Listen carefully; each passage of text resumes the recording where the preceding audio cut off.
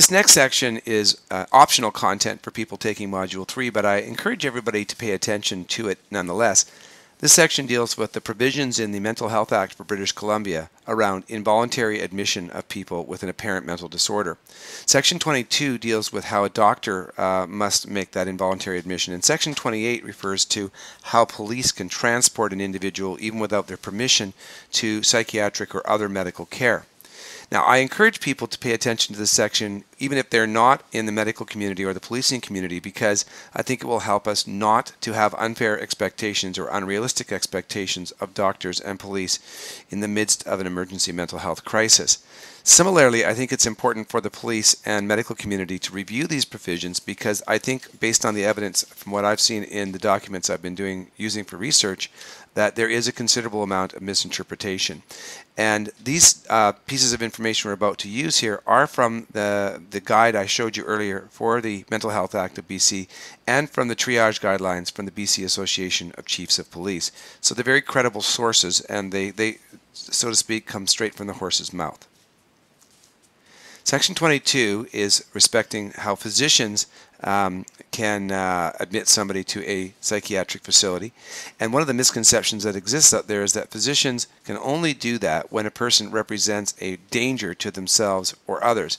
And it doesn't say that at all. It says that physicians do have to meet certain criteria, which we'll be dealing with in a moment, but one of them is not that the person presents a danger to themselves or others. Section 28 is for the police, and it does not allow a person to be admitted to a psychiatric facility. The police never will have that power, but it allows for the apprehension of the person, not the same as arrest, but the apprehension of the person to transport them to a medical facility, including the person's own doctor or another community doctor's office. Section 28 states that the person must be perceived by the police as being a danger to themselves or others based on their own observation and or on the report of other people. So what we've talked about throughout this module was how to deliver that information in a really comprehensive, clear, and professional sounding way. And you can see how important that is here, because often as the RCMP show up, a person may calm down and or may not be around any longer, and the police may need this information in order to decide whether Section 28 applies. It is not necessary for a consumer to be violent, suicidal, or suspected of a crime in order for them to be considered a danger to themselves or others. Those aren't the only way that a person can be considered to be dangerous to themselves or others. For example, a person could be neglectful to themselves. They might not have eaten for days on end, or they might be willing to sleep outside in extremely cold weather where they are likely to die of exposure. So there are omissions as well as commissions that a person can utilize as evidence that a person may be a danger to themselves or others. In other words, it isn't just what the person is doing, but also what the person isn't doing that can be considered to describe whether or not the individual is dangerous. Now, typically, the criteria used by the RCMP and other police departments is not just that the person is a danger to themselves, but it's sort of tacitly understood that they must be in some sort of imminent danger. Unfortunately, this can sometimes be misleading, because of course there are people who will go through a very gradual decline, living a life on the street or involved with substances. And by the time they've gone through months or years of that gradual decline, they may end up in just as much, if not more, jeopardy than a person who has a brief, acute, and severe attack of mental illness, and the symptoms may cause them to be suicidal, for example, or to act out violently against an individual. But it's important for us to make sure that we don't assume that it's only people who are being violent in the moment. It could be somebody who's had a gradual decline. However, normally the police and medical facilities are going to consider whether or not that individual is in some form of imminent danger. And the reason is because an emergency room or observation unit will probably not be able to do a lot more than minimize immediate danger, although we may be able to make some referrals or begin a process that gets people into a more proactive and progressive form of recovery. And I really want to encourage people from the medical community and policing community to think about this, the idea that while a person coming into a psychiatric facility or an observation unit over a night may not seem like a very substantial intervention in their overall mental health, what it can do is have the power to have the caregivers of that individual convene and talk with the medical people and the social worker, if there is one available, and make some decisions that start with the crisis, but which continue to go from there. Instead, if we don't admit that person overnight or for a few days, then often what happens is their needs just simply continue to go unchecked, and the person can, in fact, spiral into a situation where there is great self-harm. Once a person is in care, medical criteria are enforced, not police criteria. So it's very important for people to understand that the police use a different set of criteria to bring an individual to a medical facility. And that once that happens and they are then in the company of a doctor applies a new set of criteria to determine whether or not that person will be admitted to the facility. And it's very important for the individuals and the public to realize that the police cannot leave that individual until the doctor has accepted that individual under Section 22. This creates a very significant challenge in our community. Most people may not realize it, but on any given night in Mission, the number of police officers is not extraordinarily high. And so if we take one or two of those officers and have them have to attend to an individual in a psychiatric facility for 4 to 8 hours or more, that means at the end of the day that police officer is off the street dealing with other issues. To complicate matters further, we've talked about the fact earlier that Mission Memorial Hospital is not a designated psychiatric observation unit or facility. And so when the police take that individual to Mission, they are really going to have to prevail upon the staff there to transfer that person out of their community of origin. The only other alternative that the police have is to take the person to Abbotsford. And for reasons which probably seem obvious, that is a very significant issue just in terms of, again, the time consumption, in terms of traveling back and forth and so forth.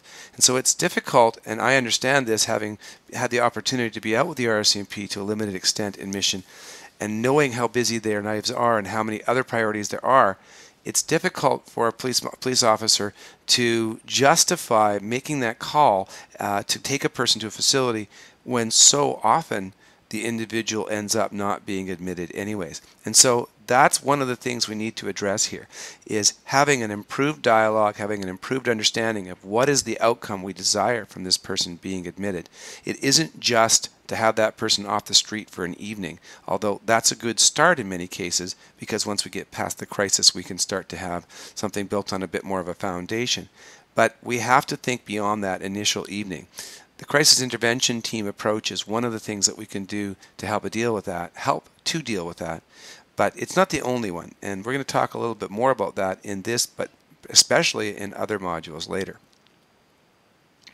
So I spoke earlier about the fact that the BC Association of Chiefs of Police have a set of criteria that they have put out to help people understand what are the ways that the police have to evaluate an apparently mentally disordered person. So I will put the link onto the Moodle platform, but the actual guidelines are on a link, as well as in the appendix of the guide I showed you earlier to the Mental Health Act. So what, in summary, and I will not be going through these next two slides in word-for-word detail, because as you'll see, they're extremely busy with text. But I wanted to show you in a general way what that set of guidelines says. You can certainly pause the video and read them in more detail, or you can simply go to the actual document and see them in more detail, and if you wish, you can print them off. Back to what this slide says, the police require combination of criteria from two groups before they can apprehend somebody under Section 28. So Group A states that there is evidence of an apparent mental disorder. And this word apparent is very important, because the police officer is not empowered or required to have an intimate and extensive knowledge of mental health, although we wouldn't be offering the Community Cares course if we didn't feel, and if our research didn't indicate, that in fact the RCMP and other local policing departments can benefit from understanding more and recognizing more about mental disorders. So a set of criteria are identified in Group A, which are quite good at helping to identify symptoms that might be common and might indicate that a person has an apparent mental disorder. Now, interestingly, the police usually refer to a person who may have an apparent mental disorder not as an AMD, but as an EDP, which stands for Emotionally Disturbed Person. And so that is because it's a fairly evident thing when a person is emotionally agitated. It may not be as apparent or conclusive that a person has a mental disorder. And so this word apparent is consistently used. Group B is a set of criteria that indicate an individual has a likely endangerment. And again, we have to have both Group A and Group B before a person can be taken under the police authority to medical facilities. Now, I should say one thing before we go on to look a little bit more at apparent mental disorder, and that is that Group A and Group B are only necessary when a person is being taken to medical care against their own will.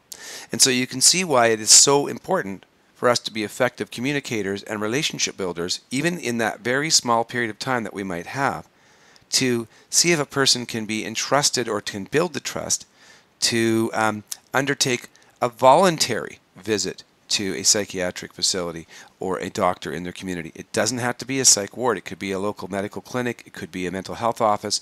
It could be telehealth care where they're phoning a psychiatrist or having a mental health worker come out and see them. It could even be having them contact the crisis line and going from there. So we have a number of different tools that are at our disposal. And again, another way we might think about is having that person connect with an informal support who really knows them well and can manage. So we have to be divergent in our thinking around how to get that person support, as well as how to have them trust us enough to open up that possibility. Back to the criteria again. Apparent mental disorder is defined by the BC Association of Chiefs of Police as serious impairment of the person's ability to either react appropriately to their environment or to associate with others. Now, I've summed up some of the common mental health disorders that are listed there, and I will not, as I said, be going through them in detail here, just for the sake of time. The first is the symptoms associated with psychosis. And I will make a little sidebar note here, and that is that it's not a surprise to me or anybody that's had to deal with people who experience mental health crisis and often require the engagement of police, that psychosis would be the first condition that comes to mind. And I would say that's not a surprise, because psychosis is so apparent to even lay people. Not because psychosis is the most damaging, dangerous, scary situation that a person might encounter to bring them there. I think, in fact, I've had conversations with emergency room personnel at some very big hospitals where their interpretation of the Mental Health Act was that a person must be psychotic to be admitted. And I have to say, it's absolutely crystal clear that psychosis is just one of the many different things that can represent mental health symptoms to have a person brought either Section 28'd to the hospital or Section 22 being admitted. Disturbed mood is our second area, and this means things like mania, which is our person with a very elevated, energetic mood, or a person who is depressed, and they are sad, distressed, very, very hopeless. They are perhaps suicidal, and their family might report to you that there's absolutely nothing they can do to get this person to change their mood. One of the most common symptoms you'll see is the person literally doesn't want to come out of bed. They sleep for days on end in many cases. The person may have a flat affect, and this can be an evidence of a person with a disturbed mood or with psychosis. Flat affect means that they have a fixed expression, kind of a cold, detached way of expressing themselves, both in terms of their voice, their facial expression, even their body language. So they're not really demonstrating emotions. They seem to lack enjoyment for anything or really any strong feeling. And they're catatonic. In other words, the person may seem like they're impassive, unresponsive. Their face and body may stay sort of still and frozen, or maybe what we call cataleptic, where you can move it, but the body would stay in that same position. Or they may even have hypermotor activity, like twitches, tics, pacing, and so forth. Anxiety is another disturbed mood symptom. It can be shown as phobias, as major panic without any major reason, anxiety that doesn't go away, or it could be anxiety that is in a sudden attack and does go away. Frequent irritability, anger, aggressiveness, withdrawal. And by the way, people having panic attacks often closely resemble people having heart attacks. So that's another reason why we would often want to engage care for that individual. Disturbed thinking, and this includes irrational or disordered thought and speech. Again, these are associated with psychosis and schizophrenia. A lack of concentration or easy distraction. A person being confused about their surroundings, being disoriented, and or having unclear thinking. And of course, this can be also strongly connected to the use of substances. And again, we need to understand that the Act doesn't specify that a person's mental health need has to be in a particular category, just that it has to be an apparent mental health disorder. And as we've spoken of, a person who is under the influence of drugs or alcohol can and often should be thought of as a person who has an apparent mental disorder. Disturbed behavior, this is including things like, for example, relationships that are extraordinarily disruptive.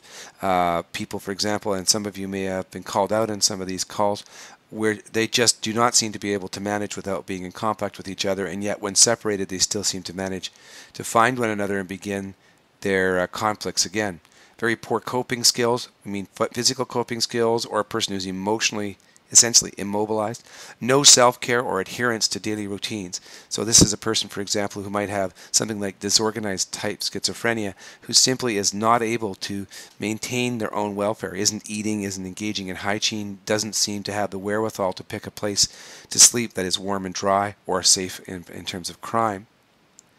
And this can sometimes be shown as well in terms of the person's behavior being what most people would describe as bizarre, very erratic speech, people talking to themselves, talking what we call word salads, where the words are just a big, huge jumble, often mixed in with inappropriate laughter or unexpected laughter or growling or the changes in voice pitch and so forth. Very, very disturbing for a lot of people when they see this particular behavior because it is so out of the norm.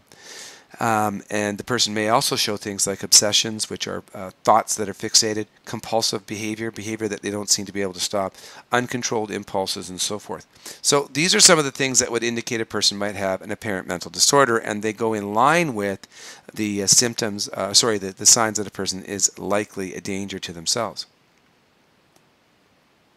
So likely endangerment is a serious impairment of the person's ability to either react appropriately to their environment or associate with others. Suicide is obviously one of the things that will indicate a person has a likely endangerment, and that suicide risk needs to be evaluated against the person's history. So a person may not be saying a lot about being suicidal this particular occasion, but often people become savvy, particularly people who are depressed. When dealing with people who have personality disorders like borderline, often what they do is very dramatically tell you that they're considering killing themselves. Whereas people with very bad depression often are so intent on killing themselves and so serious about it that they don't want anybody to know. And so they keep it to themselves, and even frankly, they even can kind of fake that they're happy. It's not uncommon for people to report when an individual is found being suicidal that others around them thought they were actually recovering or that they weren't depressed at all. And so we need to look at a person's indicators in relativity to their history, because if they have attempted suicide in the past, a small indicator should be taken as a more significant clue. And if a person has any kind of indication of a plan, we should take it that much more seriously. There is a difference between a person who is thinking about suicide, who has thought about it, and can tell you they have contemplated doing it or planned. And of course, recent attempts are a particular flag. Any kind of violent or high-risk behavior, such as unprovoked threats or acts of violence to self to others, intentional exposure to something that we know is going to be self-injurious, people being very high risk, and any type of revenge planning. And I think in light of some of the stories we hear in the news these days, that probably doesn't need to be mentioned. But we do need to take it seriously when people are sounding like they are they're contemplating threats. And again, that's because of that iceberg theory, that we may only see a small portion of it because people realize they need to keep some of it hidden for fear others will intervene. Suffering. This is a person who's allowing themselves to go through significant exposure to high-risk situations. They're neglecting themselves, such as a person being out in the cold on a very cold night, a person who allows themselves to walk around injured without medical care or very sick without medical care, a person who doesn't eat, a person who endures abuse in a familial relationship. This is an odd one perhaps, but think about a woman who just flat out refuses to leave a marital home where she's evidently being abused.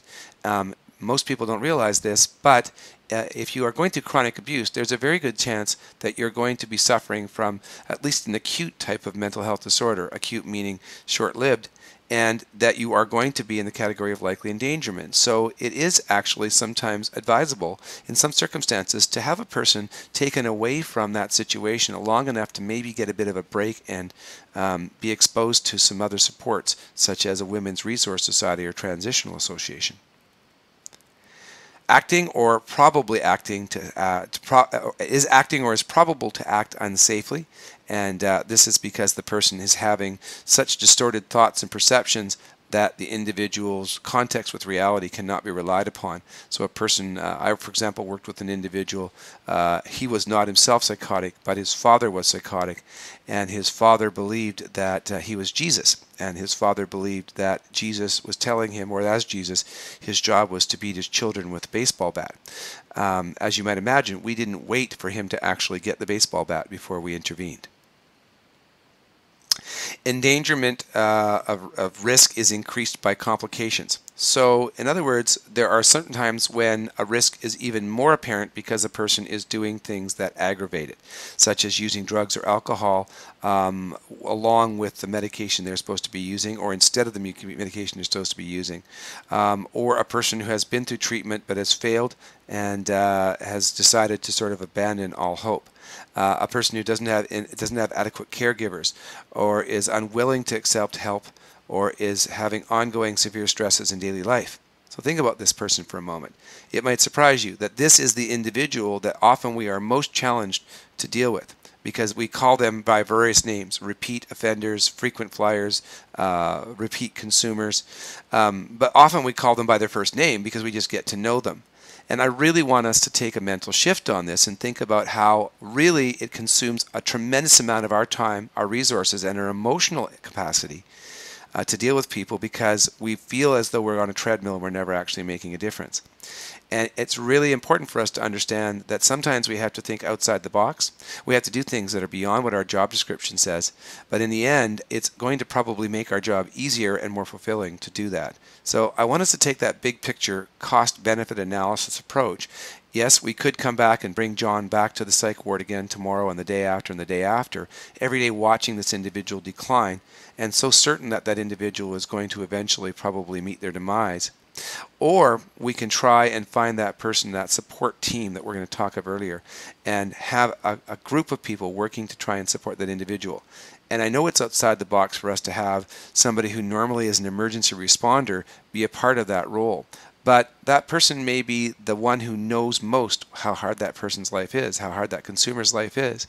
And I think it can be extremely powerful for that individual to have an advocate who doesn't just come when they need them for crisis, but sticks around beyond that.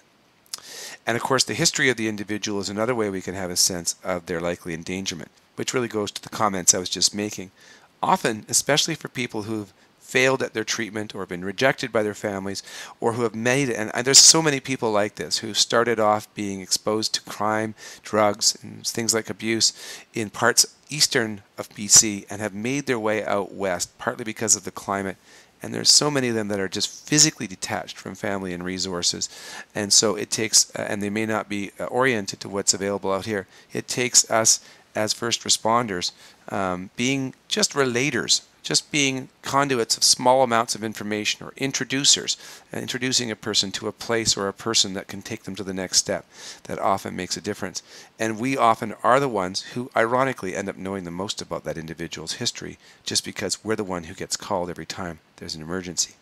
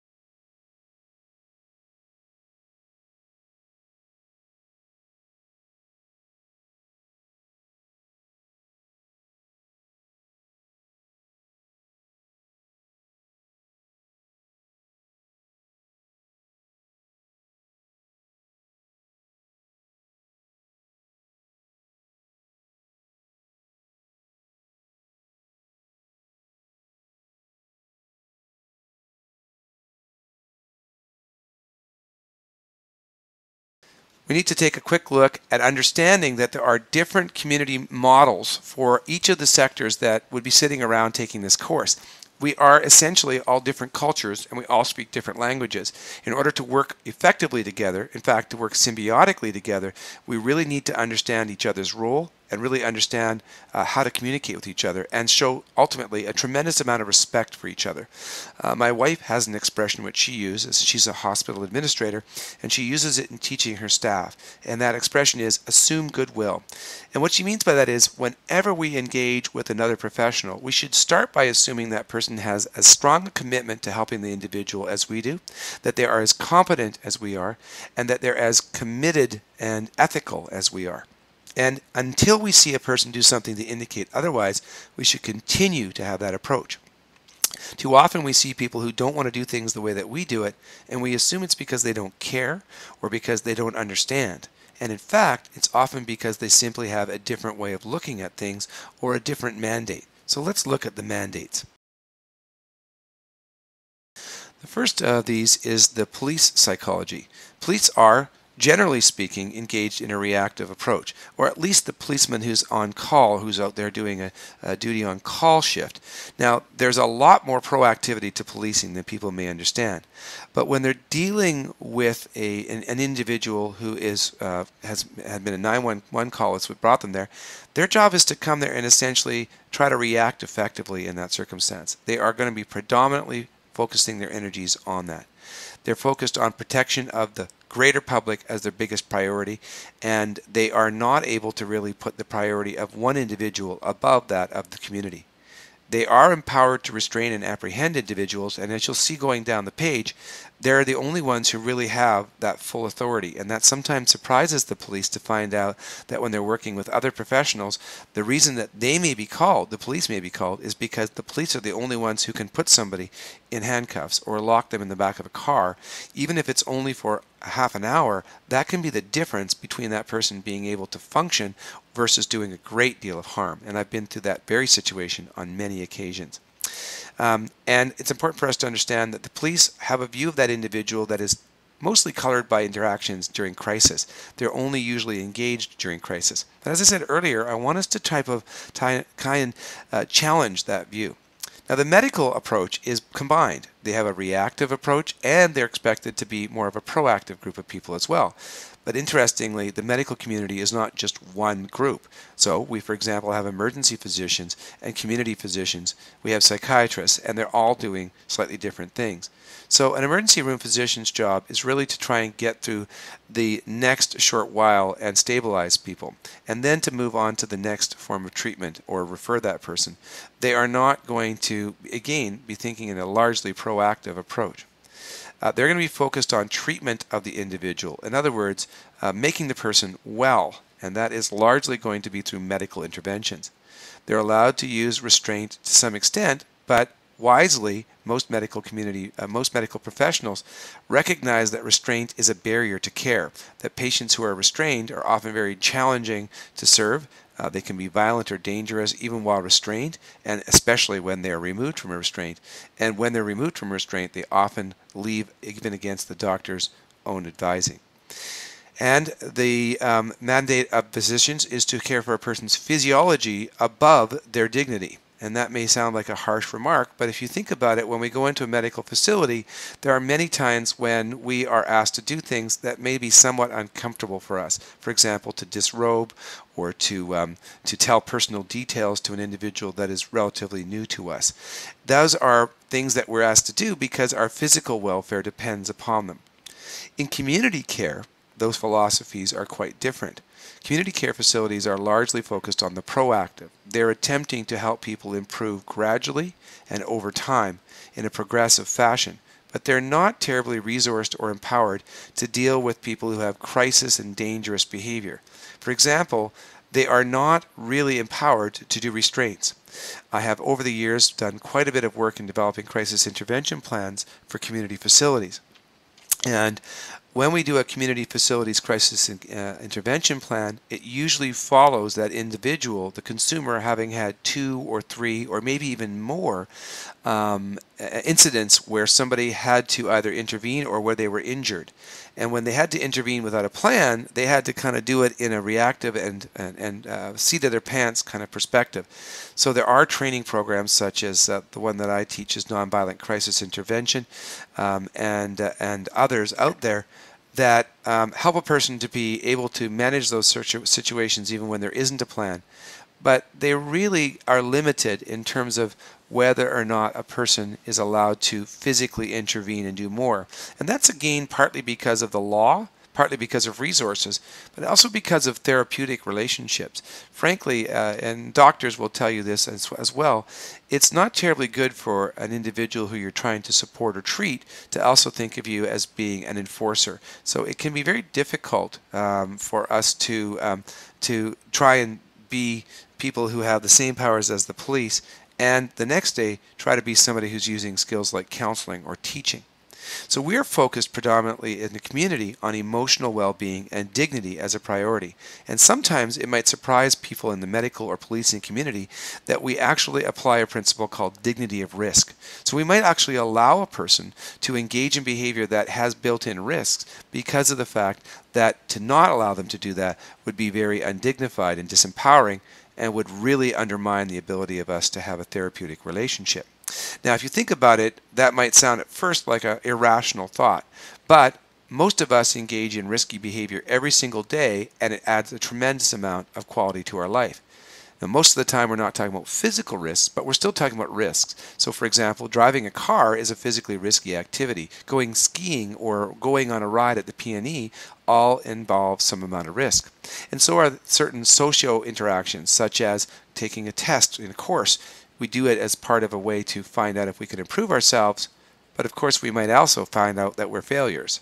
Or engaging in a romantic relationship, which of course could go wonderfully well, or could end us with a broken heart.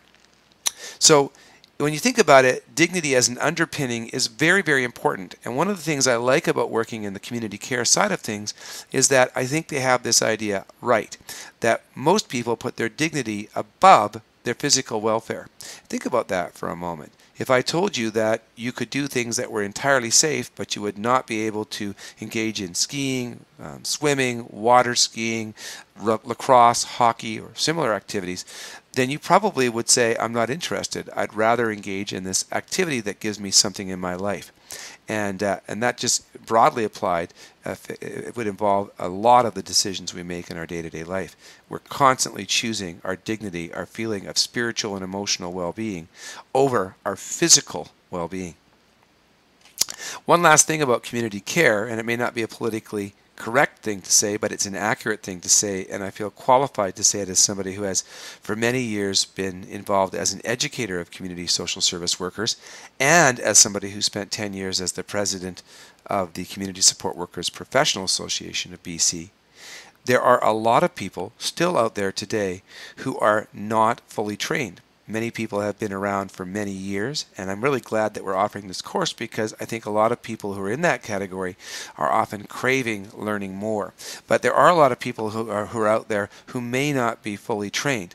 And even those that are trained are probably not completely up on what the police are doing and what the medical community are doing on their side of the fence. Well, that's going to end this optional content. I hope it helps you to get a better, clear sense of how it is that people can be involuntarily admitted and some of the considerations we should have as we engage each other in trying to deal with people who may not want to receive care. When we work together, we can be extremely effective because while the police have to be there to protect the individual and others, with the support of people from the medical community and the community facilities, often we can help a person to be more willing to receive that intervention and get care, or at least can help provide a valuable history or assurances to that individual on their way to being involuntarily admitted. But it all starts with us listening to each other and respecting the various types of information and expertise that we bring to the equation.